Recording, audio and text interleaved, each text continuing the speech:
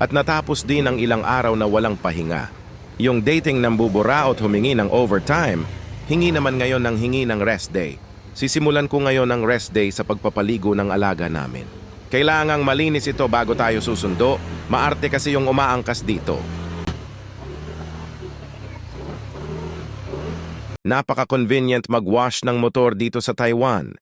Even though self-service ito, mas practical ito kung ikukumpara sa Pinas dahil napakaraming available spaces.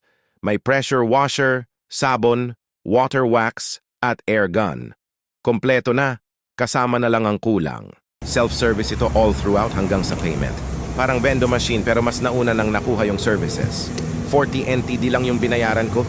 Sulit na ba? Siyempre di mo masasagot. Ako lang naman nag-wash.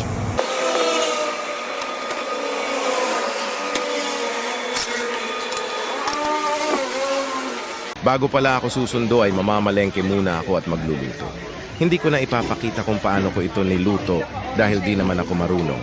Ang mahalaga, nanonood ka hanggang ngayon. Medyo maaga-aga pa kaya maraming tao ngayon dito sa palengke. Pagsapit ng 4 PM, halos lahat dito ay sarado na. At ito na siya, tamang kain lang. Akala niya siguro kanina pa ako naghihintay. Pero kararating ko lang talaga.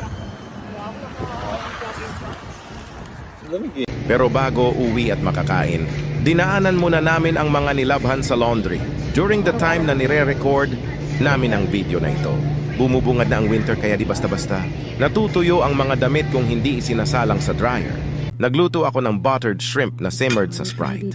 Maayos naman daw kahit papaano. Pati yung ulo ko kinain. I mean yung ulo ng hipon na kinakain ko. Restricted pa kasi ako sa pagkain ng parte na yon. Aabot siguro ng mga ilang buwan na hindi ito totoyoin. Na-enjoy naman niya ang pagkain at puro kami chismis. Pinag-uusapan kasi namin mga katrabaho namin dahil nakaka-inspire silang kasama at nakakatanggal ng pagod at inis. Charot. Pero kahit papaano, totoo. Nagpapahambugan na lang kami ng kwento sa trabaho na kami lang ang nakakarinig at siguradong wala kaming naapakan na ego ng ibang tao. Pagkatapos namin kumain, naidlip muna kami kanina at di ko nasasabihin ang mga sumunod na pangyayari. Afterwards, sinamahan ko na siya sa bilihan ng mga sapatos at damit. May mga mangilan-ngilan naman siyang sinubukan na mga sapatos pero wala talaga. Siyang napili, maliban sa akin.